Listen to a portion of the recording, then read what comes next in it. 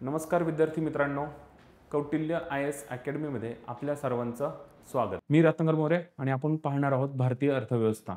मागच्या काही लेक्चर्समध्ये आपण भारतीय अर्थव्यवस्था कशा प्रकारची आहे त्याचा इतिहास पाहिलेला आहे.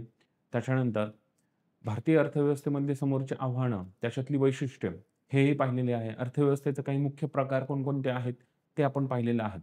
आजपासून आपण राष्ट्रीय उत्पन्न ह्या टॉपिकला सुरुवात करणार आहोत.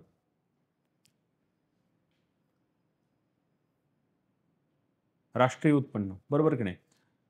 अर्थव्यवस्थेचा अभ्यास करताना, भारतीय अर्थव्यवस्थेचा अभ्यास करताना आपण ह्या देशाचं उत्पन्न कशा पद्धतीने मोजलं जातं, काय कोणकोणते घटक आहेत, कोणकोणते त्याच्यामध्ये टॉपिक आहेत, कशा पद्धतीने क्वेश्चन्स विचारले जातात किंवा त्याची स्वरूपाची प्रश्नांचे स्वरूप कशा पद्धतीचं असणार आहे हे आपण आज इथे पाहणार आहोत. त्याच्यानंतर राष्ट्रीय उत्पन्न, त्याचा इतिहास थोडाफार पद्धतीने कसा आहे ते आपण आजच्या टॉपिकमध्ये पाहणार आहोत. बरोबर. आता अर्थशास्त्र या विषयाचा अभ्यास करताना म्हणजे आता आपण अभ्यास जो करतोय तो कशा पद्धतीने केला पाहिजे, काय कोणकोणते टॉपिक्स महत्त्वाचे आहेत, इथून पुढच्या ज्या आपण संकल्पना अभ्यासणार आहोत तो कशा पद्धतीने अभ्यासायचा आहे, अभ्यास करताना नक्की कशावर भर द्यायचा. आता अर्थशास्त्राचा अभ्यास करताना सर्वात महत्त्वाची गोष्ट आहे, याच्यामध्ये भरपूर साऱ्या संकल्पना आहेत. या संकल्पनांचा अभ्यास करताना की शब्द असतात, त्या शब्दांना प्रत्येक शब्दाला एक वेगळा अर्थ असतो आणि त्या अर्थाभोवती त्याची व्याख्या असेल, त्याची जी कॉन्सेप्ट असेल त्या अर्थाभोवती फिरत असते. तो शब्द समजून घेणं, त्याची व्याख्या समजून घेणं हे आपल्याला अर्थशास्त्राचा अभ्यास करताना खूप महत्त्वाचं आहे. तुमच्या संकल्पना लक्षात ठेवण्यासाठी तुम्हाला त्या शब्दाचा अर्थ माहीत पडला तर तुम्हाला संकल्पना समजून पेपरमध्ये ऑब्जेक्टिव्ह टाइप असेल म्हणजे प्रीच्या याच्यामध्ये तो सोडवायला मदत होणार आहे आणि जो मुख्यचे असेल डिस्क्रिप्टिव्ह टाइपमध्ये तुम्हाला शब्द माहीत असतील तर तुम्हाला त्या शब्दाची व्याप्ती किती मोठी आहे तुम्हाला उत्तर लिहिताना त्याचा फायदा नक्कीच होणार आहे. तर कशा पद्धतीने अभ्यास करायचा, सर्वात पहिलं आपण जे काय टॉपिक्स पाहणार आहोत त्याच्यामध्ये आपण महत्त्वाचं म्हणजे कॉन्सेप्च्युअल त्याच्यामध्ये भर देणार आहोत. कॉन्सेप्ट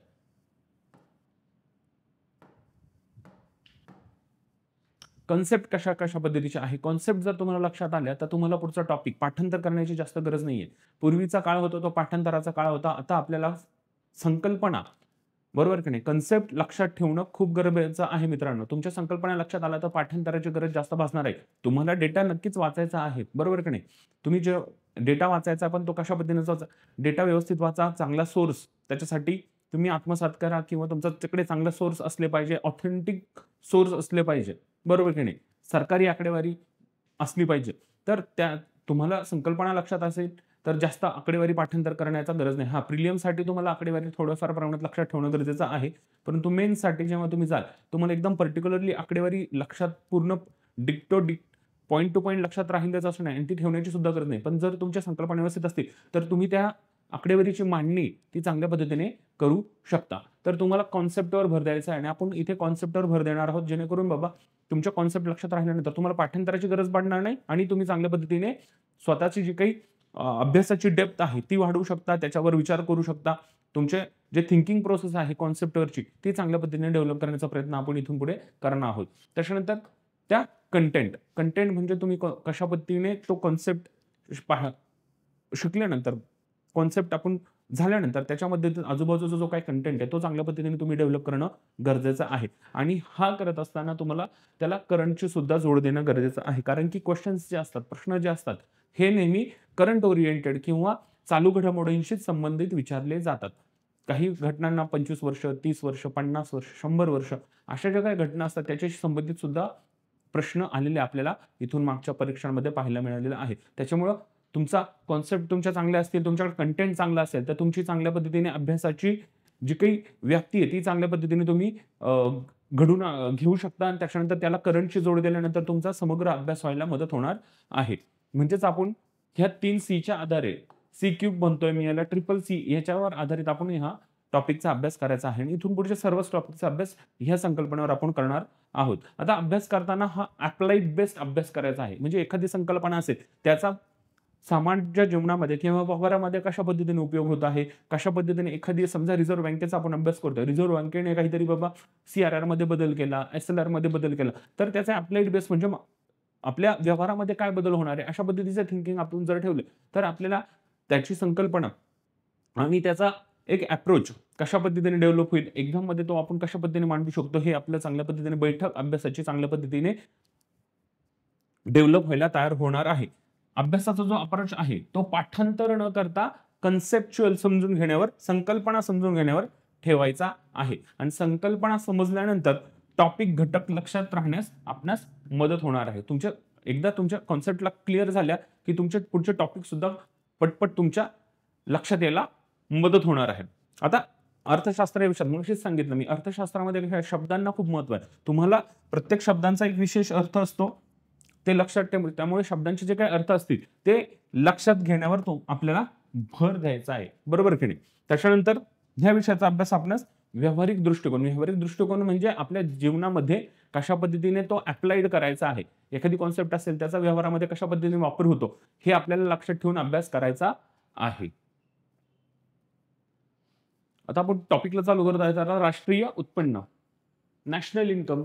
काय आहे राष्ट्रीय उत्पन्न, बरोबर की नाही. राष्ट्रीय उत्पन्न म्हणजे काय आहे, राष्ट्रीय उत्पन्न का मोजावं, त्याची काय गरज आहे, बरोबर की नाही. का मोजायचं आहे आपल्याला उत्पन्न, कशासाठी, काय गरज पडली बाबा कोणाला, सरकारला आपलं उत्पन्न मोजण्याची गरज काय, किंवा बाबा का मोजतोय आपण ह्या गोष्टी, हे काय, हे आपल्याला ह्या टॉपिकमध्ये पाहायचं आहे. राष्ट्रीय उत्पन्न कसं मोजलं जातं, त्याच्या पद्धती काय आहे, कशा पद्धतीने ते मोजलं जातं, बरोबर की नाही. त्याच्यानंतर राष्ट्रीय उत्पन्न मोजताना कोणत्या गोष्टींचा विचार केला जातो, कोणकोणत्या गोष्टींचा विचार केला जातो, बाबा मी आहे, माझं उत्पन्न मोजलं जातंय का, बरोबर की नाही. अजून किंवा दुसरं कोणतं काही काम करत असेल त्याचं उत्पन्न मोजलं जातंय का मोजलं जातं, कशा पद्धतीने मोजलं जातं, कोणकोणत्या गोष्टी विचारात घेतल्या जातात, बरोबर की नाही. उत्पन्नाचे कोणकोणते घटक आहेत ते आपल्याला सर्व ह्या टॉपिकमध्ये पाहायचं आहे. त्याच्यानंतर राष्ट्रीय उत्पन्न मोजण्याच्या शास्त्रीय पद्धती कोणकोणत्या, बरोबर की नाही.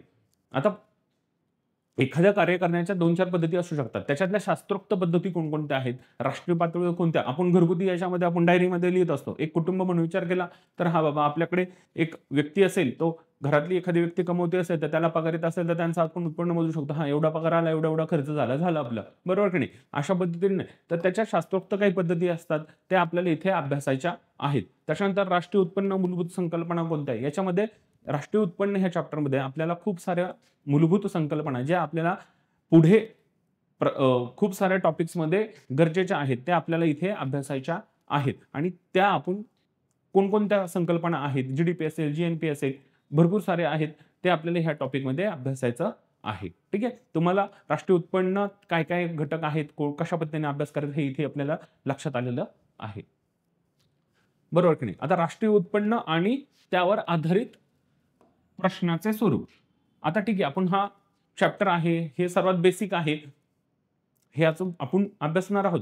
परंतु याच्यावर क्वेश्चन कशा पद्धतीचे येतात, प्रश्न कशा पद्धतीचे येतात, कशा पद्धतीची त्याची मांडणी आहे हे आपण पाहणार आहोत, बरोबर की नाही. आता पहिले एक प्रश्न असतात ते संकल्पना आधारित असतात, बरोबर की नाही. आपण पाहतोय अर्थशास्त्रामध्ये संकल्पना भरपूर आहेत. आता राष्ट्रीय उत्पन्न ही एक संकल्पना आणि याच्या आतमध्ये सुद्धा खूप सारे संकल्पना आहेत. तर त्याच्यावर आधारित सुद्धा प्रश्न प्रिलियम्सला असतील किंवा मेन्सला.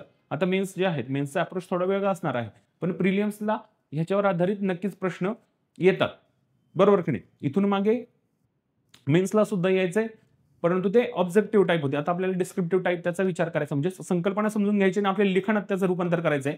परंतु हे जे संकल्पना आहेत याच्यावर ऑब्जेक्टिव्ह मध्ये जास्त पद्धतीचं क्वेश्चन आपल्याला पाहायला मिळतात. आता संकल्पना आहेत, संकल्पना कोणकोणत्या आहेत. उत्पन्न म्हणजे काय आहे, बरोबर की नाही. उत्पन्न म्हणजे काय, उत्पन्न कशाला म्हणतात ते आहे संकल्पना.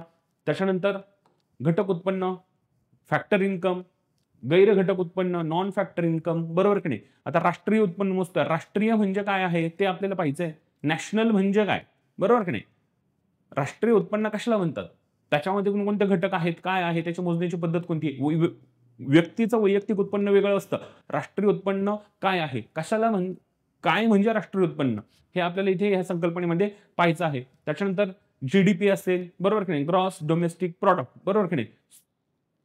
स्थूल देशांतर्गत उत्पाद, बरोबर की नाही, जीडीपी. त्याच्यानंतर एनडीपी असेल, स्थूल झालं. त्याच्यानंतर नेट आलं, निव्वळ देशांतर्गत उत्पाद. त्याच्यानंतर जीएनपी आलं, एनएनपी आलं, ग्रॉस नॅशनल प्रॉडक्ट. त्याच्यानंतर नेट नॅशनल प्रॉडक्ट. हे जे टॉपिक आहेत हे थोड्या संकल्पना अगदी सोप्या आहेत, छोटे छोटे बदल आणि छोट्या छोट्या गोष्टी आहेत. परंतु हे एकदा तुमच्या लक्षात आलं की तुमच्या पुढच्या ज्या संकल्पना आहेत हा बेस आहे, हा जो आहे तुमचा ह्या संकल्पना म्हणजे बेस आहे, हे एकदा तुमच्या लक्षात आलं की पुढच्या टॉपिक समजायला तुम्हाला सगळे असतील, सार्वजनिक वित्त असेल, त्याच्यानंतर बेरोजगारी असेल, रोजगारी असेल, कशा पद्धतीने पुढच्या गोष्टी घडतात, ते आपल्याला ह्या कन्सेप्ट तुमच्या एकदा क्लिअर झाल्या, छोट्या-छोट्याशा म्हणजे कन्सेप्ट छोटी आहे, पण ती एकदा तुम्हाला समजली, की त्याच्यावरचा पुढचा जो डोलारा आहे, पुढची इमारत आहे, ती खूप मोठी आहे. त्याच्यामुळे ह्या कन्सेप्ट तुम्हाला चांगल्या पद्धतीने समजणं खूप गरजेचं आहे. त्याच्यानंतर बाजारभाव, बरोबर की नाही? मार्केट प्राइस म्हणजे काय? घटक किंमत काय? बरोबर की नाही? आपण दरवर्षी पाहतो जीडीपी म्हणजे काय? भारताची अर्थव्यवस्था मोठी झाली, कमी झाली, जीडीपी वाढली, जीडीपी कमी झाली, महागाई वाढली, महागाई कमी झाली. हे कशाने मोजतात? कशाशी खातात? कशाशी बोलतात? कशाशी पाहतात? हे आपल्याला जे पाहायचं आहे, ते हे जे टॉपिक आहेत, ह्याच्या तुम्ही जर पेपर रीडिंग चालू केलं, तर त्याच्यामध्ये हे आकडे सर्वे आणि ह्या कॉन्सेप्ट तुम्हाला दैनंदिन पेपरमध्ये दिसणार आहेत. त्याच्यामुळे ह्या ज्या काही संकल्पना आहेत, त्या तुम्हाला समजून घेणं खूप गरजेचं आहे. त्याच्यानंतर आहे राष्ट्रीय उत्पन्न, नॅशनल इन्कम, बरोबर नाही? राष्ट्रीय म्हणजे काय? त्याच्यानंतर राष्ट्रीय उत्पन्न म्हणजे काय ते पाहायचं आहे, बरोबर नाही? राष्ट्रीय उत्पाद म्हणजे काय? उत्पन्न आणि उत्पादनामधला काय फरक आहे? नॅशनल इन्कम म्हणजे काय? आणि राष्ट्रीय प्रॉडक्ट म्हणजे काय? याच्यातला आपल्याला डिफरन्स पाहायचा आहे. त्याच्यानंतर आहे व्हॅल्यू ॲडेड, मूल्यवर्धित, बरोबर का नाही? एखाद्या गोष्टीमध्ये मूल्यवर्धित होत आहे, व्हॅल्यू ॲड होत आहे, तर ती व्हॅल्यू कशाची ॲड होते, कशा पद्धतीने ती व्हॅल्यू ॲडिशन होतंय की नाही, ते कसं मोजलं जातं हे आपल्याला इथे पाहायचं आहे. त्याच्यानंतर मूल्यवर्धित वस्तू, बरोबर की नाही? मध्यमवर्ती वस्तू, इंटरमिडिएट प्रॉडक्ट, बरोबर नाही? मध्यमवर्ती वस्तू, एखादं कच्चा माल असेल, कच्चा मालापासून पक्का माल बनवला जात असतो, बरोबर की नाही? तर इंटरमिडिएट वस्तू म्हणजे मध्यंतरी त्याच्यामध्ये काही चेंजेस होत आहेत. कच्च्या मालापासून पक्क्या मालापर्यंत तयार होण्यामध्ये मधली जी प्रोसेस त्याच्यामध्ये कोणकोणत्या वस्तू किंवा उत्पाद तयार होतात ते आपल्याला इथे पाहायचं आहे. मौद्रिक जीडीपी, नॉमिनल जीडीपी म्हणतात त्याला. नॉमिनल जीडीपी म्हणजे काय? त्याच्यानंतर रिअल जीडीपी म्हणजे काय? बरोबर की नाही? जीडीपीचा अवस्थितिकी, जीडीपीचा डिफ्लेटर, ह्या ज्या कॉन्सेप्ट आहेत हे आपल्याला इथे पाहायचं आणि याच्यावर आधारित क्वेश्चन आपल्याला प्रिलिम्समध्ये किंवा इथून मागच्या ज्या मेन्सच्या एक्झाम्स होत्या त्याच्यामध्ये ऑब्जेक्टिव्ह टाइपमध्ये आपल्याला क्वेश्चन्स आढळून येतात. दुसऱ्या प्रकारचे क्वेश्चन असतात ते म्हणजे आकडेवारी, बरोबर का नाही? हे झाले कॉन्सेप्च्युअल प्रश्न.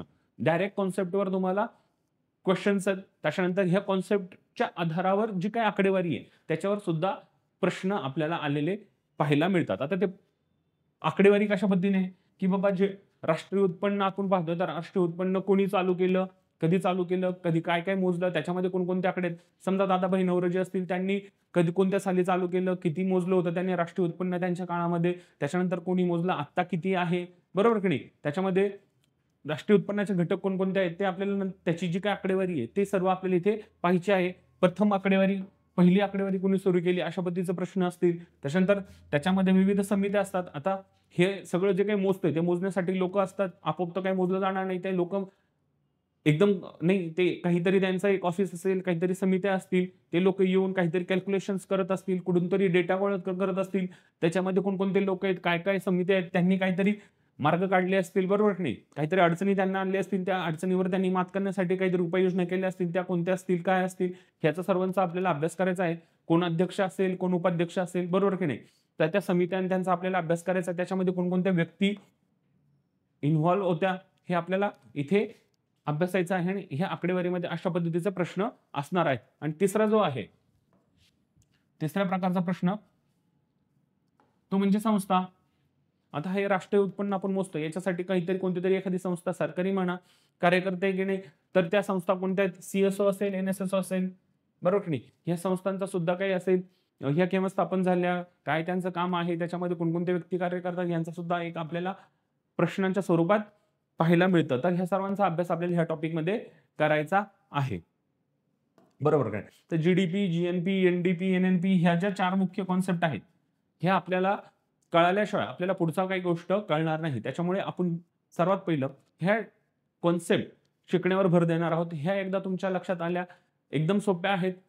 त्या एकदा लक्षात आल्या, त्याच्यानंतर तुम्हाला पुढे जेव्हा केव्हा याचा रेफरन्स येईल, तुम्हाला लगेच लक्षात येईल, की म्हणायचं काय आहे आणि टॉपिकमध्ये चालू काय आहे. किंवा तुम्ही पेपर जरी वाचला, दरवेळेस आपण जीडीपी वाढतोय, घटतोय, काहीतरी होतंय, बरोबर की नाही? तर तुम्हाला लगेच म्हणजे तो पेपर न्यूज वाचताना सुद्धा तुम्हाला घडामोडी काय होत आहेत बाहेरच्या देशामध्ये आणि त्याचा भारतावर कशा पद्धतीने परिणाम होणार हे तुम्हाला समजायला सोपं जाणार आहे. राष्ट्रीय उत्पन्न. आता राष्ट्रीय उत्पन्न ही संकल्पना समजून घेण्यासाठी आपल्याला काही मूलभूत संकल्पना किंवा मूलभूत घटक लक्षात घेणं गरजेचं आहे. आता राष्ट्रीय उत्पन्न या शब्दामध्ये दोन शब्द आहेत, बरोबर की नाही? राष्ट्रीय आणि उत्पन्न या दोन्ही शब्दांचा समावेश आहे राष्ट्रीय उत्पन्नात. आता आपल्याला पाहिले संकल्पनामध्ये पाहिलं आपल्याला राष्ट्रीय पण समजून घ्यायचं आणि उत्पन्न म्हणजे काय ते पण समजून घ्यायचं आहे, बरोबर की नाही? आणि इकॉनॉमिक्सचा अभ्यास करताना आपल्या शब्दांवर महत्व आहे. शब्दांचा अर्थ असतात, त्या शब्दांचा अर्थामध्येच आपल्याला ते संकल्पना समजून घेण्याचा प्रयत्न करायचा आहे. ठीक आहे. आता हे झालं राष्ट्राच्या संदर्भात. ठीक आहे. आता आपण हे थोडा वेळ जरा बाजूला ठेवूया. आपण सुरुवात करूया एखाद्या व्यक्तीपासून, बरोबर की नाही? आता एखाद्या व्यक्तीचं उत्पन्न आपण मोजतोय, बरोबर की नाही? पण आता हे जे मोजलं जातं आपण राष्ट्राच्या बाबतीत सुद्धा 1 वर्षाचा कालावधी असतो, त्याच्यामध्ये मोजलं जातं. तर व्यक्तीचं सुद्धा आपण 1 वर्षाच्या कालावधीमध्ये मोजूया, बरोबर की नाही? आता राष्ट्रीय उत्पन्न मोजतो म्हणजे काय? उत्पन्न कशाच्या संदर्भाने मोजलं जातं, बरोबर नाही? आपण काम करतो त्याचा आपल्याला काय मिळत असतो? वेतन मिळत असतं किंवा मजुरी मिळत असते, बरोबर की नाही? काही लोक आता काम करतात, काही लोक म्हणजे त्याला सर्व्हिस बोलता येईल किंवा सेवा प्रदान करतात, आणि काही लोक काय करत असतात? वस्तू तयार करत असतात, त्या वस्तू विकत असतात, बरोबर की नाही? तर वस्तू किंवा सेवा यांचं जे मूल्य असतं, बरोबर की नाही? वस्तू आणि सेवा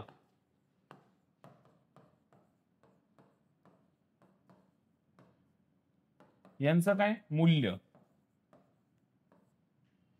एका वर्षामध्ये, बरोबर ना? वार्षिक कालावधीमध्ये किती वस्तू तयार झाल्या किंवा किती सेवा प्रदान केली गेली आणि त्याचं मूल्य, याला आपण उत्पन्न असं म्हणतो. एक ढोबळ मानाने आपण हे घेणार आहोत उत्पन्न, आणि हा एका वर्षाचा कालावधी, बरोबर की नाही? एका व्यक्तीच्या बाबतीत सुद्धा आपण काय म्हणणार, एका वर्षातील उत्पन्न काय आहे किंवा किती आहे हे कसं मोजणार आहोत? तर त्या एखाद्या वर्षामध्ये, आता भारतासारख्या देशामध्ये भारताचं आर्थिक वर्ष आहे, एक आर्थिक वर्ष आपण बघतो किती, मार्च ते एप्रिल, बरोबर की नाही? 1 एप्रिल ते 31 मार्च एंडिंग असतो आपल्याकडे, बरोबर की नाही? तर हे एक आपलं काय आलं आर्थिक वर्ष, बरोबर की नाही? आपलं वर्ष तसं पाहायला गेलं तर जानेवारी ते डिसेंबर आहे, परंतु आपलं जे आर्थिक वर्ष आहे भारतामध्ये ते काय आहे? 1 एप्रिल ते 31 मार्च, बरोबर की नाही? ह्या आर्थिक वर्षामध्ये एखाद्या व्यक्तीने किती वस्तू तयार केल्या किंवा किती सेवा प्रदान केल्या, त्याचं मूल्यामधलं रूपांतरण म्हणजेच काय आलं? त्याचं उत्पन्न. ठीक आहे, आलं लक्षात? वस्तू आणि सेवा, बरोबर की नाही? ह्यांचं कन्व्हर्जन कशामध्ये करतो आपण? मूल्यामध्ये करतो, आणि त्याला उत्पन्न म्हणतो. आता ते उत्पन्न कशाच्या, मूल्य म्हणजे काय? आता ते मूल्य बाजारभावाला आहे, बरोबर की नाही? बाजारभाव, त्याची किंमत कशाची ना? बाजारभावानुसार, मार्केट प्राइस नुसार तुम्ही एखादी वस्तू बनवली आहे, समजा हा पेन बनवलाय, हा पेन मी बनवला एका वर्षामध्ये, एक पेन बनवला आहे आणि तो बाजारभावानुसार 100 रुपयाला मी विकला, तर 100 रुपये काय आलं? त्याचं मूल्य आलं, आणि हे बाजारभावाला मोजलं गेलं, तर काय आलं? हे उत्पन्नामध्ये गणलं जातं. समजा मी शिकवतोय, बरोबर की नाही? शिकवणे ही काय आली? सर्व्हिस सेक्टर झालं. सर्व्हिस म्हणजे ही सेवा झाली. तर ह्या पूर्ण 1 एप्रिल ते 31 मार्च पूर्ण याच्यामध्ये मी शिकवण्याची सेवा दिली आणि त्याचं मूल्य बाजारभावाच्या किमतीनुसार मला 100 रुपये मिळालं, तर ते काय आलं? आपल्या उत्पन्नामध्ये गणलं जातं. आणि तसंच जसं व्यक्तीचं आहे तसंच ते राष्ट्राच्या बाबतीत सुद्धा याच्यामध्ये राष्ट्रीय उत्पन्नात गणलं जातं. आता हे झालं बाजारभावाच्या याच्यानुसार म्हणजे मार्केट प्राइस नुसार. आणि दुसरी एक पद्धत आहे घटक किमतीनुसार, बरोबर की नाही? घटक किमतीनुसार मोजलेले जे मूल्य आहे ते म्हणजे उत्पन्न होय, बरोबर की नाही? एकतर बाजारभाव असतो, एकतर मार्केट प्राइस आणि घटक किंमत. आता हे बाजारभाव म्हणजे काय, घटक किंमत म्हणजे काय, आर्थिक वर्ष काय आहे, हे आपण पुढे टॉपिक जसा जसा येईल तसं आपण पाहणार आहोत. सध्या एवढंच लक्षात द्या, एका आर्थिक वर्षात ज्या वस्तू सेवा तयार होतात त्याची मार्केट प्राइस, बरोबर की नाही? सध्या याची मार्केट प्राइस काय आहे, बरोबर की नाही? तर त्याचा मूल्य बाजारभावानुसार त्याला बोललं जातं उत्पन्न, बरोबर? आणि हे आता मूल्य आहे, हे आपण कशाच्या स्वरूपात मोजतो? पैशांच्या स्वरूपात. बाजारभावाला 100 रुपये, 100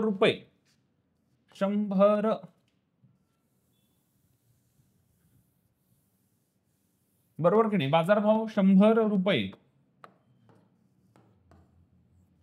हा पेन समजा मी 100 रुपयाला विकला, बरोबर की नाही? ह्या पेनची बाजारभावाची पैशामधली जी काही व्हॅल्यू आहे किंवा किंमत आहे त्याला बोललं जातं उत्पन्न. ठीक आहे, व्यक्तीच्या संदर्भात लक्षात आलं, तसंच राष्ट्राच्या संदर्भात सुद्धा करायचं आहे. बरोबर. आता हे बाजारभाव म्हणजे काय, घटक किंमत म्हणजे काय, फॅक्टर कॉस्ट काय, बाजारभाव काय, मार्केट प्राइस म्हणजे काय, हे आपण पुढे पाहणार आहोत. आता राष्ट्रीय उत्पन्न मोजताना आपण व्यक्तीने तयार केलेली वस्तू किंवा दिलेली सेवा यांचे बाजारभावानुसार पैशाच्या स्वरूपातील मोजमाप म्हणजेच काय, राष्ट्रीय उत्पन्न होय. बरोबर की. आता जसं आपण व्यक्तीचं पाहिलं तसंच राष्ट्रीय याच्यामध्ये काय करणार आहोत आपण, एखाद्या व्यक्तीने, आता व्यक्ती ही खूप मोठी संकल्पना आहे. व्यक्ती म्हणजे एखादा पर्टिक्युलर पर्सन सुद्धा असू शकतो, एखादी संस्था सुद्धा असू शकते, एखादी कंपनी सुद्धा असू शकते. राष्ट्रामध्ये, बरोबर की नाही, एखाद्या देशामध्ये असणारे व्यक्ती म्हणजे वैयक्तिक व्यक्ती, तसेच तुमच्या इथे असणाऱ्या संस्था ज्या वस्तू उत्पादित करतात, संस्था किंवा तुमच्या सेवा उत्पादित करतात, त्या सर्वांनी मिळून बनवलेली काय, वस्तू किंवा सेवा. एखादी कंपनी असेल, त्यांनी तयार केलेल्या वस्तू, समजा टाटा सारखी कंपनी आहे, टाटा कंपनीने गाड्या तयार केल्या, बरोबर नाही, त्यांनी काय केलं, वस्तू तयार केली. आणि कौटिल्य सारखी अकॅडमी आहे, बरोबर नाही, यांनी काय केलं, टीचिंगच्या माध्यमातून सेवा प्रदान केली मुलांना शिकवण्याची, तर त्यांनी काय तयार केली, सेवा तयार केली.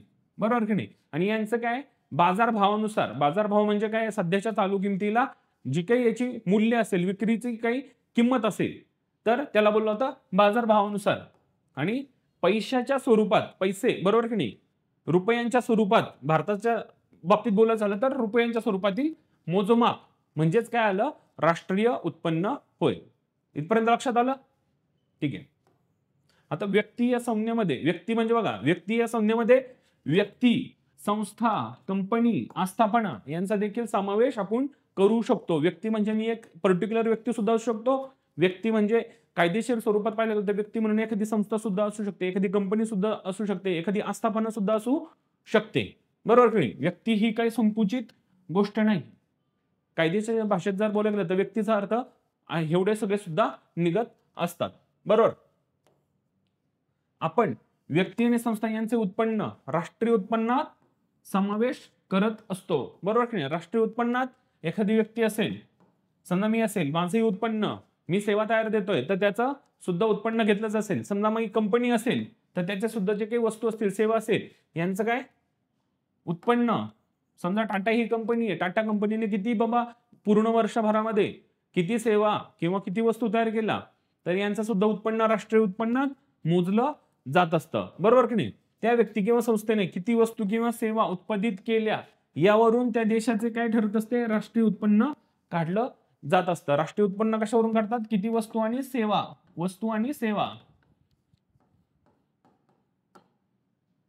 बरोबर की नाही. त्या देशातील व्यक्तींनी एका आर्थिक वर्षात किती वस्तू किंवा सेवा तयार केल्या यावरून काय काढलं जातं, त्यांचं राष्ट्रीय उत्पन्न काढलं जातं. बरोबर की नाही.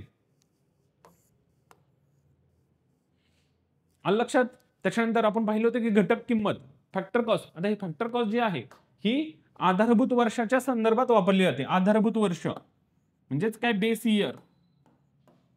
आता भारतामध्ये सध्या आपण जे काही बेस इयर वापरतोय ते किती वापरतोय, 2011-12 ह्या वर्षाला आधारभूत वर्ष म्हणून आपण घटक किंमतीच्या स्वरूपातलं जे काही राष्ट्रीय उत्पन्न काढत असतो. बरोबर की नाही. राष्ट्रीय उत्पन्न आपण काढतो बाजारभावाच्या याच्यानुसार आणि घटक किमतीला बाजारभावानुसार आणि घटक किमतीनुसार.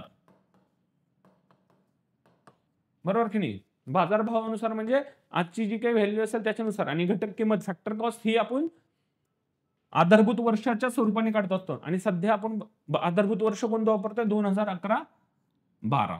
ठीक आहे. ओके. आता 2024-25 चालू आहे. बरोबर. यामध्ये आपल्या भारतामध्ये वस्तू आणि सेवांचा बाजारभावानुसार जर, म्हणजेच जीडीपी जो आपण बाजारभावानुसार मोजतोय, म्हणजे पैशांच्या स्वरूपात जे मोजलं जातोय, त्याचा जर विचार केला तर भारत कितवी जगातली 5व्या क्रमांकाची मोठी अर्थव्यवस्था आहे. किती? 5व्या क्रमांकाची. म्हणजे आपल्या याच्यामध्ये वस्तू आणि सेवा तयार होतात, पण जगाच्या पातळीवर जे काही आपली अर्थव्यवस्था आहे ती कितव्या क्रमांकाची पोहोचली आहे? 5व्या क्रमांकाची. जवळपास आपली $3 ट्रिलियन एवढी मोठी अर्थव्यवस्था झालेली आहे. ही आपण पैशांच्या स्वरूपात मोजतो, बरोबर की नाही? तर जगात ही कितव्या क्रमांकाची आहे सध्या? 5व्या क्रमांकाची. आणि क्रय शक्ती किंवा खरेदी शक्ती समानता म्हणजेच पर्चेसिंग पॉवर पॅरिटी याच्यानुसार भारत कितव्या क्रमांकाची मोठी अर्थव्यवस्था आहे? 3ऱ्या क्रमांकाची मोठी अर्थव्यवस्था झालेला आहे. तर भारतामध्ये खूप चांगलं पोटेन्शियल आहे, चांगल्या पद्धतीने आपण ग्रोथ करत आहोत, ह्याचं हे एक लक्षण आहे, जेणेकरून आपला जीडीपी वाढत आहे. जगाच्या पार्श्वभूमीवर पाहायला गेलं तर भारतीय अर्थव्यवस्था एक सशक्त अर्थव्यवस्था मानली जाते, कारण की याचा जीडीपी खूप चांगल्या पद्धतीचा आहे. इथे तयार होणाऱ्या वस्तू आणि सेवा ह्या चांगल्या पद्धतीने तयार होत आहेत, असं याचं हे निर्देशक आहे.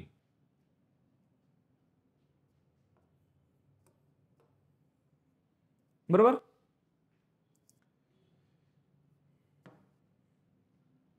जीडीपी आपण बाजारभावानुसार मोजतोय, पण आता बाजारभाव तुमचा जीडीपी स्ट्रॉंग होण्यासाठी तुमच्याकडे काय तयार झालं पाहिजे? वस्तू आणि सेवा. जेवढ्या चांगल्या वस्तू आणि सेवा तुमच्या चांगल्या तयार होतील, तेवढाच तुमचा जीडीपीचा कसा होणार आहे? चांगल्या पद्धतीने वाढणार आहे, बरोबर की नाही? जोपर्यंत आपण काही तयार करत नाही तोपर्यंत आपली प्रगती होणार नाही. आपण काही ना काही तयार करत राहिलं पाहिजे, बरोबर की नाही? त्याच्यामध्ये सेवांपेक्षा वस्तू जास्त तयार केल्या पाहिजे. सेवांपेक्षा वस्तू, गुड्स किंवा प्रॉडक्ट्स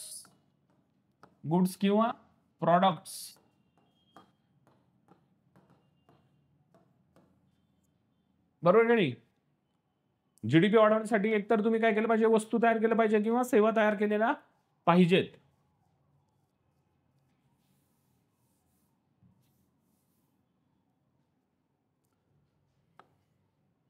वस्तू तयार करण्यासाठी, बरोबर की नाही? तुम्हाला एखादी वस्तू तयार करायची आहे, तर त्याच्यासाठी कोणतं क्षेत्र जबाबदार असणार आहे? उद्योग क्षेत्र, बरोबर नाही? इंडस्ट्री तुमच्याकडे चांगल्या पद्धतीने डेव्हलप झाली पाहिजे. इंडस्ट्री तुमची चांगली पद्धतीने डेव्हलप झाली आणि त्यांच्याकडून चांगल्या चांगल्या पद्धतीच्या वस्तू तयार झाल्या, तर तुमचं काय होणार आहे?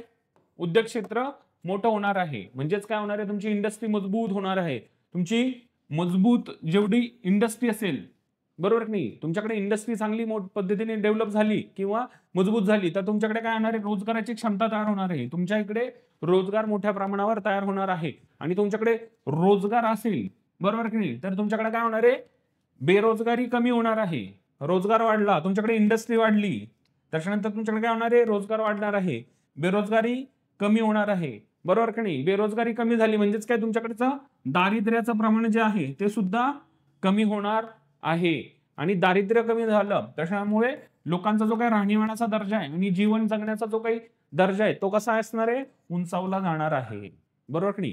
म्हणजे तुमच्याकडे जर चांगल्या पद्धतीच्या वस्तू तयार होत असतील, तर तुमच्याकडे तुमच्या अर्थव्यवस्थेवर एवढा मोठा परिणाम हा होत असतो. म्हणून तुमच्या देशातलं उद्योग क्षेत्र तयार होणं, चांगलं सशक्त होणं गरजेचं आहे. आणि त्याचा जीडीपी मधला वाटा हा जास्त असणे हा चांगला असतो तुमच्या देशाच्या अर्थव्यवस्थेसाठी.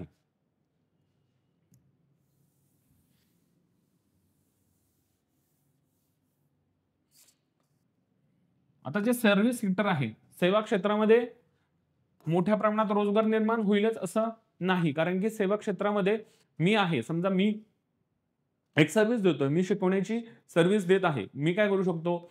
मी स्वतःला एम्प्लॉय करू शकतो, बरोबर की नाही? जास्तीत जास्त अजून 1-2 लोकांना मी हायर करू शकतो किंवा त्यांना रोजगार उपलब्ध करून देऊ शकतो. खूप जास्त लोकांना एका मोठ्या पातळीवर लगेचच देता येईल याची काही शाश्वती देऊ शकत नाही, कारण की तिथे भांडवलही मोठ्या प्रमाणावर लागत असतं. किंवा भांडवल सोडा, परंतु सेवा क्षेत्रामध्ये इंडस्ट्री सारखी रोजगार पुरवण्याची क्षमता थोडी कमीच असते, बरोबर की नाही? त्याच्यामुळे रोजगार कमी प्रमाणात निर्माण होऊ शकतो आणि मोठ्या प्रमाणात होईलच याची काही शाश्वती देता येत नाही. अर्थव्यवस्थेमध्ये मॅन्युफॅक्चरिंग सेक्टर मजबूत असणं म्हणूनच गरजेचं आहे. 1991 नंतर जेव्हा आपण आपल्या अर्थव्यवस्थेमध्ये बदल केले, बरोबर नाही? 1991 नंतर आपल्या आर्थिक धोरणांमध्ये बदल केल्यानंतर आपल्या देशामध्ये काय आलेलं आहे? सेवा क्षेत्र आहे, जे सर्व्हिस सेक्टर हे जलद गतीने वाढलं, परंतु आपल्या इथलं जे उद्योग क्षेत्र आहे त्या प्रमाणात वाढलं गेलं नाही. 1991 नंतरच्या काळामध्ये आपल्याकडे सेवा क्षेत्र खूप मोठ्या प्रमाणावर, आयटी इंडस्ट्रीचा जो बूम आला आपल्या याच्यामध्ये, कम्प्युटर इंडस्ट्री असेल, आयटी इंडस्ट्री असेल, यांचा सर्व्हिस सेक्टर असेल, बीपीओ असेल, बरोबर की नाही? तर यांचा मोठ्या पद्धतीने बूम आपल्या अर्थव्यवस्थेमध्ये आला होता, बरोबर की नाही?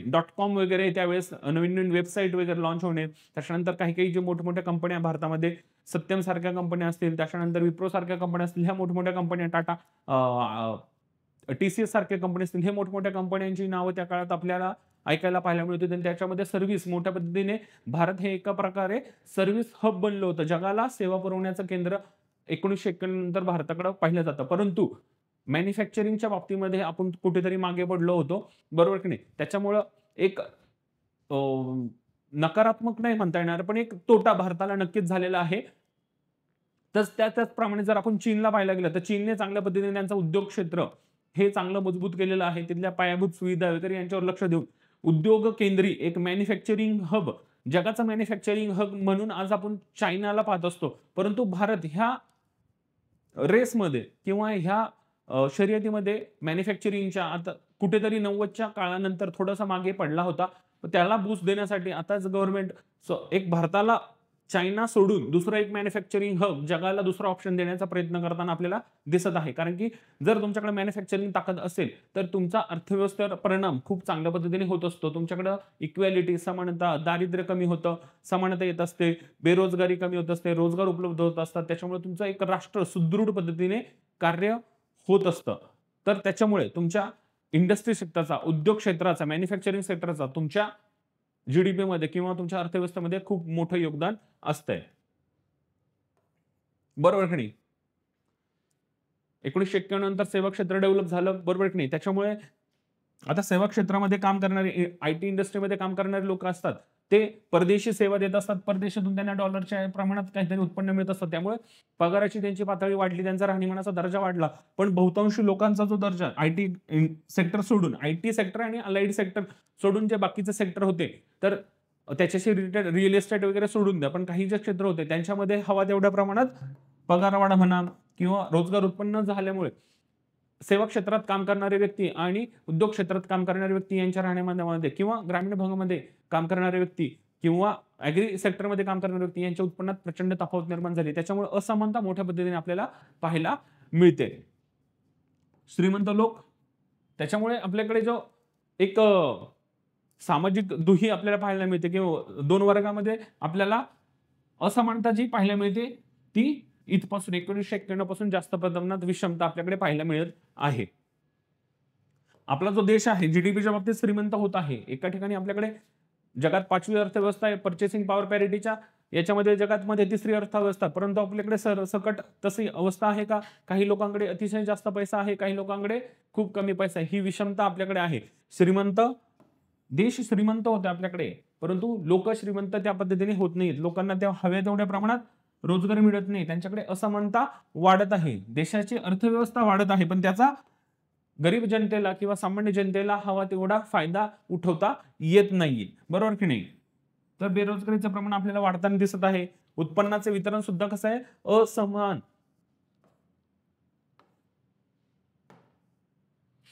असमान आहे. म्हणूनच आपल्याला सर्व्हिस सेक्टर महत्वाचा तर आहेच, त्याचसोबत मॅन्युफॅक्चरिंग सेक्टर डेव्हलप करणं सुद्धा गरजेचं आहे, बरोबर की नाही? त्याच्यामुळे येताची जी सरकार आपण पाहतोय ती आपल्याला विविध योजनांच्याद्वारे, जसं की स्किल इंडिया असेल, स्टार्टअप इंडिया असेल, मेक इन इंडिया, याच्या माध्यमातून आपल्याला मॅन्युफॅक्चरिंग बेस्ड इकॉनॉमी जी आहे आपली, ही मॅन्युफॅक्चरिंग हब किंवा मॅन्युफॅक्चरिंग बेस्ड आणि त्याला प्रमोट करताना आपल्याला दिसून येत आहे, बरोबर की नाही? स्टार्टअप इंडिया असेल, जेणेकरून इथे उद्योजक, स्टार्टअप इंडिया कशासाठी? इथून काहीतरी स्टार्टअप असे व्हावेत जे बाबा चांगल्या पद्धतीने इथे आपल्याकडे काहीतरी वस्तू तयार करतील. त्याच्यानंतर मेक इन इंडिया असेल तर इथे बाहेरचे देश येऊन तुमच्या इथे काहीतरी वस्तू बनवतील, जेणेकरून आपल्या इथल्या लोकांना रोजगार उपलब्ध होईल. बाहेरच्या देशामध्ये आपण चांगल्या पद्धतीचे साहित्य किंवा चांगले गुड्स आपण एक्सपोर्ट करू शकतो, जेणेकरून आपल्याला बाहेरचा पैसा सुद्धा चांगल्या पद्धतीने मिळेल. अशा पद्धतीची एक इकॉनॉमी तयार करण्याचा प्रयत्न सध्या चालू आहे. आणि ह्या इकॉनॉमीच्या आधारावर भारताचा जीडीपी वाढवणे आणि त्याद्वारे राष्ट्रीय उत्पन्नात देशाच्या ज्या राष्ट्रीय उत्पन्न आणि इथल्या ज्या लोकांचं जे देशाचे नागरिक असतील त्यांच्या सुद्धा त्यांच्या उत्पन्नात वैयक्तिक उत्पन्नात वाढ करण्याचा सरकारचा आपल्याला प्रयत्न इथून पुढच्या दिसून येत आहे. बरोबर की नाही? देशाची प्रगती मोजण्यासाठी काय करतो असतो आपण? राष्ट्रीय उत्पन्न मोजणे आवश्यक तर आहेतच. देशात रोजगार वाढतोय की घटतोय? आपण राष्ट्रीय उत्पन्न मोजतोय, पण त्याचा आपल्याला काय, आपल्या देशामध्ये देशाचं राष्ट्रीय उत्पन्न आपण मोजतोय, बरोबर की नाही? त्याचा परिणाम काय काय म्हणजे देशात आपला जीडीपी वाढतोय, देशात मध्ये आपला रोजगार वाढतोय की घटतोय, आपल्या देशाची गरिबी वाढते की कमी होते, सार्वजनिक उत्पन्न आपलं वाढतंय की घटतंय हे आपल्याला कळत असतं, देशातले जे उद्योग आहेत ते वाढतायत की घटतायत, ह्या सर्वांसाठी काय आहे, राष्ट्राचे जे काय उत्पन्न आहे ते मोजणं, राष्ट्रीय उत्पन्न मोजणं आवश्यक आहे. बरोबर की नाही? आपण पाहिलं राष्ट्रीय उत्पन्न का मोजायचं याचं आपल्याला उत्तर मिळालं. ओके. कोणत्याही देशाची आर्थिक स्थिती कशी आहे हे समजण्यासाठी राष्ट्रीय उत्पन्न विचारात घेतलं जात असतं. बरोबर की नाही? तुमच्या देशाची राष्ट्रीय परिस्थिती काय आहे, तुमचा देश आर्थिकरित्या किती मजबूत आहे हे कशाच्या आधारे ठरवलं जातं? तिथला राष्ट्रीय उत्पन्न जे आपण जीडीपीच्या आधारे मोजत असतो, जीडीपी. बरोबर की नाही? आता तुमच्या देशाची एखाद्या देशाची राष्ट्रीय उत्पन्न त्याची अर्थव्यवस्था मजबूत असेल तर काय होणार आहे,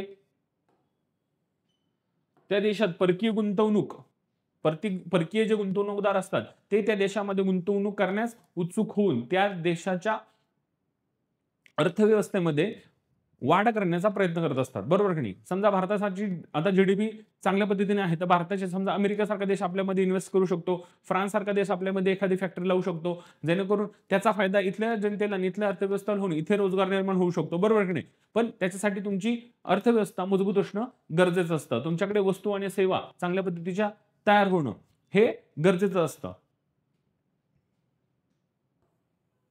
बरोबर की नाही? म्हणजे जीडीपी काय आहे, एखाद्या देशाची अर्थव्यवस्था सुदृढ आहे की नाही, मजबूत आहे की नाही, चांगल्या पद्धतीने डेव्हलप आहे की नाही, हे एक मोजण्याचं मापक किंवा मानक आपण म्हणू शकतो.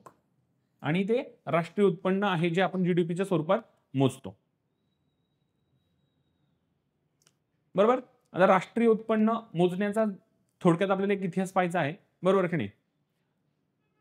राष्ट्रीय उत्पन्न जी जी काही पहिली गणना आहे ती हे जे शास्त्रज्ञ आहेत, अर्थशास्त्रज्ञ, यांचं नाव आहे विल्यम पेटी. बरोबर की नाही? हे युरोपातले होते.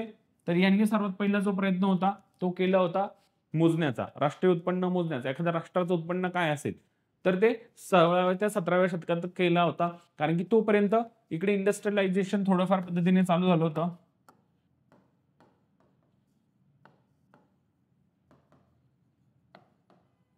बरोबर की नाही? युरोपामध्ये आधुनिकीकरणाचे जे वारे होते 17व्या 16व्या 17व्या शतकाच्या दरम्यान चालू झाले होते. तिकडे उद्योग चांगल्या पद्धतीने तयार म्हणजे सुरुवात झाली होती आणि त्या काळामध्ये एखाद्या राष्ट्राचं उत्पन्न काय असावं याच्यासाठी प्रयत्न करणारा हा व्यक्ती आहे, तो म्हणजे विल्यम पेटी. यांनी सर्वात पहिला प्रयत्न केला होता. त्याच्यानंतर फ्रान्समध्ये सुद्धा असा प्रयत्न झाला होता 1690च्या दशकामध्ये. त्याच्यानंतर अमेरिकेमध्ये 19व्या शतकात प्रयत्न झालेले आपल्याला दिसून येतात राष्ट्रीय उत्पन्न मोजण्याच्या संदर्भात. त्याच्यानंतर युरोपीय राष्ट्रांमध्ये सुद्धा आपल्याला राष्ट्रीय उत्पन्न मोजण्याच्या संदर्भात प्रयत्न झाल्याचे दिसून येतात. त्याच्यानंतर 1929 साली जागतिक महामंदी आली होती. बरोबर, द ग्रेट डिप्रेशन बोललो आता. त्या ग्रेट डिप्रेशन नंतर, जागतिक महामंदीनंतर अमेरिकेतील अर्थशास्त्रज्ञ आहेत कोलिन क्लार्क आणि सायमन कुझनेट्स यांनी एकत्रितपणे राष्ट्रीय उत्पन्न मोजण्याचा प्रयत्न केला होता.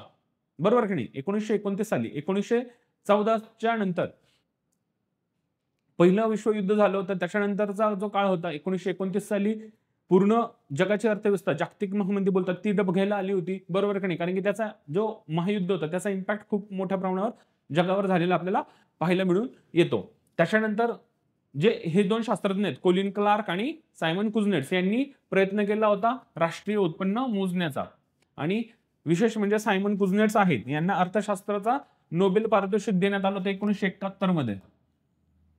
हे लक्षात ठेवायचं, सायमन कुझनेट्स यांना नोबेल पारितोषिक देण्यात आलं होतं. नोबेल पारितोषिक जी दरवर्षी जे दिलं जातं त्याच्यामध्ये आपल्याला अर्थशास्त्र वगैरे जे असते सगळ्या विषयांचे जे काय असेल ते लक्षात ठेवणं गरजेचं आहे. त्यांचे विषय असतील ते तुम्हाला प्रिलियमसाठी विचारलं जाऊ शकतं आणि हा करंटचा टॉपिक असू शकतो. त्यांनी कशाशी संदर्भाने, आता समजा अर्थशास्त्रात एखाद्या व्यक्तीला नोबेल मिळालं तर त्याने कोणता बाबा अर्थशास्त्रामध्ये संकल्पना मांडली आहे, त्याचा लोकांच्या जीवनावर काय परिणाम होणार आहे, एखाद्या सरकारच्या जे काही अर्थव्यवस्थेचा जो काही डोलार आहे त्याच्यावर त्याचा काय इम्पॅक्ट होत असतो याचा अभ्यास आपल्याला करावा लागतो. त्याच्यामुळं नोबेल पारितोषिक दरवर्षी जे दिले जातात ते अभ्यासणं आपल्याला किंवा ते लक्षात ठेवणं गरजेचं आहे.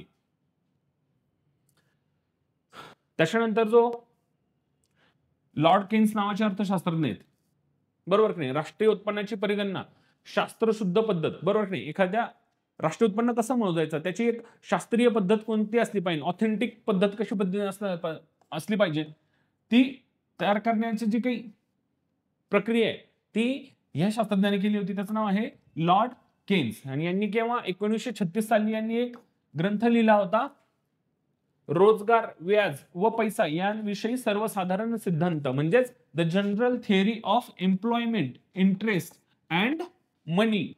आणि ह्या ग्रंथानंतर ह्या जो म्हणजे राष्ट्रीय उत्पन्न शास्त्रीय पद्धतीने कसं मोजलं जावं याच्यासाठी काय मिळाली होती, चालना मिळाली होती किंवा जोर धरला गेला होता. या ग्रंथाचा उद्देश काय होता, आर्थिक मंदी झाली होती 1929च्या काळामध्ये, ती टाळण्यासाठी आणि संपूर्ण रोजगाराची स्थिती अस्तित्वात आणण्यासाठी कशा पद्धतीने आर्थिक धोरण असायला पाहिजे राष्ट्रांचं, याच्यासाठी हा जो काही निबंध होता तो त्यांनी प्रस्तुत केला होता, बरोबर की नाही. आर्थिक मंदी टाळून संपूर्ण रोजगाराची स्थिती, सर्व लोकांना रोजगार मिळावा याच्यासाठी त्यांनी काही प्रबंध लिहिला होता. तो ह्या the general theory of employment, interest and money ह्या याच्यामध्ये प्रसिद्ध केला होता, बरोबर की नाही. त्याच्यानंतर चालना मिळाली होती कशाला, की राष्ट्रीय उत्पन्न कशा पद्धतीने शास्त्रोक्त पद्धतीने मोजलं जावं, त्याची काय कार्यपद्धती असावी याच्यासाठी. त्याच्यानंतर आपण भारताच्या संदर्भात जर पाहायला गेलो, बरोबर की नाही, तर भारताच्या संदर्भामध्ये भारतीय राष्ट्रीय उत्पन्नाची पहिली परिगणना कोणी केली असेल तर विख्यात आपले जे नेते होते किंवा अर्थशास्त्रज्ञ दादाभाई नौरोजी यांनी केलेली आपल्याला आढळून येते. यांनी 1876 मध्ये 1867-68 या वर्षासाठी सर्वात पहिली गणना केल्याचं आपल्याला दिसून येत आहे, बरोबर की नाही. यांनी एक ग्रंथ लिहिला होता, poverty and un British rule in India. ह्या ग्रंथामध्ये ब्रिटिश राजवटीचा भारतीय अर्थव्यवस्थेत किती वितरिक आणि विघातक परिणाम झालेला आहे हा अधोरेखित केला होता. त्याच्यामुळं हे जे नाव आहे हे लक्षात ठेवायचं आहे, दादाभाई नौरोजींचा हा ग्रंथ आहे, ठीक आहे. पहिले कोणी गणना केली होती भारताच्या संदर्भात तर दादाभाई नौरोजी यांनी. आणि हा जो त्यांचा ग्रंथ आहे poverty and un British rule in India, त्याच्यामध्ये ड्रेन ऑफ वेल्थ कशा पद्धतीचं होते, भारतातून उद्योगधंदे कसे नष्ट केले जातात, ब्रिटिशांच्या काळामध्ये भारत कसा डबघायला आलेला आहे याचं सर्व वर्णन त्यांनी केलं होतं. त्याच्यानंतर त्यांनी भारताचं उत्पन्न किती होतं, काय होतं हे सर्व त्यावेळेस केलेलं होतं, ठीक आहे. आता यांच्यानंतर स्वातंत्र्य प्राप्तीपर्यंत एकंदर किती वेळा, 36 वेळा राष्ट्रीय उत्पन्नाची गणना झाली आहे. यांच्यानंतर स्वातंत्र्य प्राप्तीपर्यंत 36 वेळा, आणि ती कशी,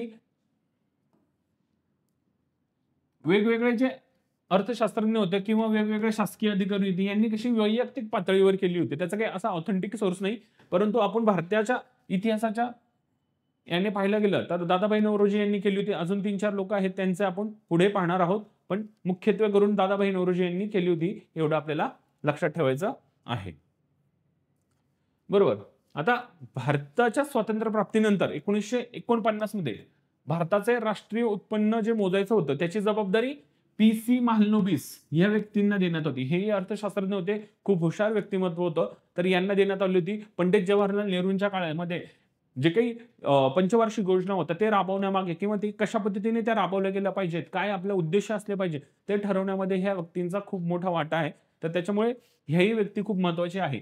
तर PC महालनोबिस म्हणजेच काय, प्रशांत चंद्र महालनोबिस, ठीक आहे.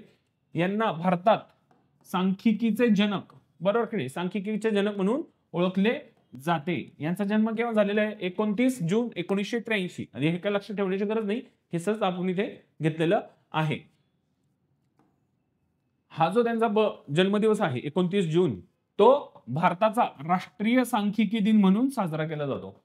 29 जून काय आहे, भारताचा सांख्यिकी दिन, स्टॅटिस्टिकल डे. ठीक आहे. त्यांनी राष्ट्रीय नमुना सर्वेक्षण आणि केंद्रीय सांख्यिकी संघटना स्थापन करण्यात महत्वाची भूमिका ह्या व्यक्तीने बजावली होती.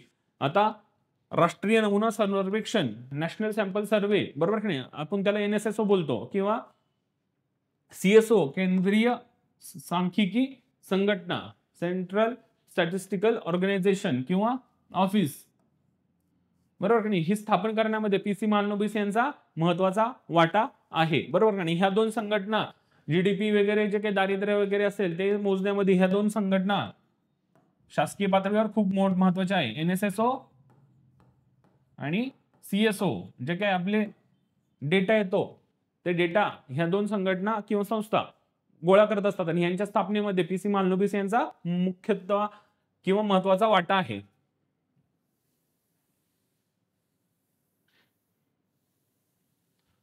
हे PC महालनोबिस होते. हे कसले, पहिला जो नियोजन आयोग होता, प्लॅनिंग कमिशन, याचे सुद्धा काय होते, सदस्य होते. आणि औद्योगिक विकासावर भर देत दुसऱ्या पंचवार्षिक योजनेची आखणी करण्यात सुद्धा त्यांनी काय केली होती, मदत केली होती. दुसरी जी पंचवार्षिक योजना होती त्याच्यामध्ये औद्योगिक विकासावर भर द्यायचा होता असं मॉडेल यांनी ठरवलं होतं आणि ते ठरवण्यामध्ये PC महालनोबिस यांचा महत्वाचा वाटा होता. यांनी 1931 मध्ये भारतीय सांख्यिकी संस्था ISI ची स्थापना केली आणि हे एक कसलं प्रमुख संशोधन संस्था आहे जी भारतातील सांख्यिकीय प्रशिक्षण आणि संशोधनासाठी एक पॉवर हाऊस म्हणून काम करतं. बरोबर की नाही. त्यांनी NSS आणि CSO स्थापन करण्यात देखील अपरिहार्य भूमिका बजावलेली आपल्याला दिसत होते. आणि हे दोन संस्था काय करतात, मोठ्या प्रमाणात डेटा गोळा करतात आणि त्याचं काय करत असतात, विश्लेषण करत असतात. डेटा गोळा करणे, माहिती गोळा करणे, लोकांकडून जाऊन माहिती गोळा करणे, त्याचे मॉडेल ठरवणे आणि त्याचा अनालिसिस करणे आणि त्याच्यावरून भारतामध्ये GDP कसा आहे, बेरोजगारी कशी आहे, दारिद्र्य कशा आहे, कशा पद्धतीने आहे, बरोबर की नाही, ते सर्व ठरवण्याचं काम हे दोन संस्था करत असतात. आणि ह्यांच्या स्थापनेमध्ये PC महालनोबिस यांचा महत्वाचा वाटा आहे. ठीक आहे. जलद औद्योगिकरणाचे प्रबळ पुरस्कर्ते होते हे. बरोबर नाही. औद्योगिकरण जलद, बरोबर, आपण पाहिलं औद्योगिकरण चांगलं असेल तर काय होणार आहे, तुमचा भारताची म्हणजे देशाची अर्थव्यवस्था स्ट्रॉंग असणार आहे. तुमच्याकडे रोजगार जास्त प्रमाणात, बेरोजगारी कमी प्रमाणात, दारिद्र्य कमी प्रमाणात होणार आहे, लोकांचा राहणीमानाचा दर्जा उंचावणार आहे.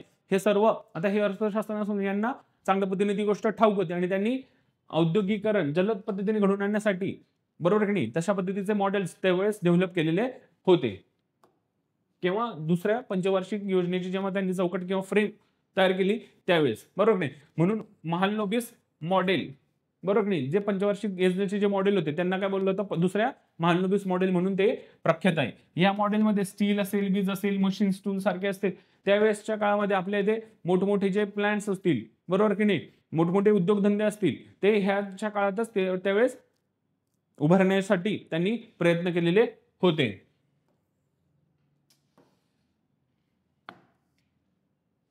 बरोबर. तर पुढील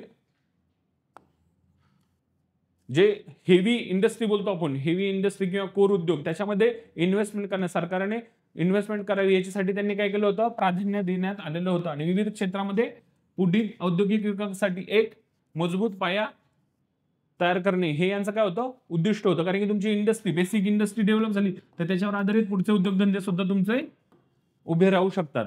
म्हणजे तुमच्या बेसिक इंडस्ट्रीसाठी भारत स्वतंत्र झाल्यानंतर तुमच्या याच्यामध्ये जे प्रमुख उद्योगधंदे ते तयार करण्यासाठी यांनी सर्वात मोठं योगदान दिलं होतं. तर अशा पद्धतीचं PC महालनोबिस हे सुद्धा आपल्याला भारतीय याच्या राष्ट्रीय उत्पन्न गणनेच्या याच्या इतिहासाच्या मध्ये हे एक नाव आपल्यासाठी महत्वाचं ठरणार आहे.